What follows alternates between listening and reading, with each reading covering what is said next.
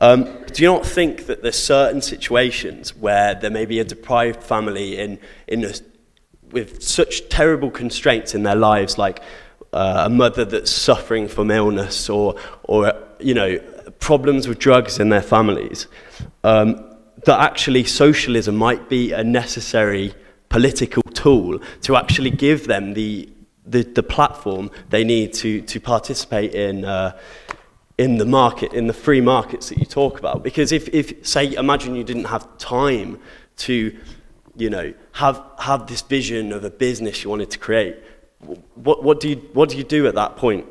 Ask a real person who lived it. Yeah, I mean, you're looking at, I'm the person that you're talking about. You're imagining it, I lived it, right? So I told you I came from absolutely nothing. My mom was one of 9 brothers and sisters, 5 of them which grew up in prison. I grew up visiting my uncles in prison. I can't even, in an abusive home, and had the entire world was against me. I defied incredible odds because I live in a free market society and a capitalist society, and I didn't turn to the government to fix it. I didn't blame the white man. I didn't blame the rich man. I didn't blame the tall man. I decided to figure out what it is that I can contribute to society, what I'm good at, and I buckled down and I worked hard. There is no substitute for hard work. And socialist is the creed, is a creed that makes you think that there is somehow. Like now, hey Candace, you didn't start in the same place that Charlie started in. He's white, he's straight, he's male, he grew up in the suburbs of Chicago, so you should be able to take from him and start your life better, and that's not true. And let me also say something. It's much more rewarding. Do you know how much better I feel today sitting up here knowing that I did it by myself and I didn't have someone out there virtue signaling for me saying give something, take something from Charlie and give it to Candace,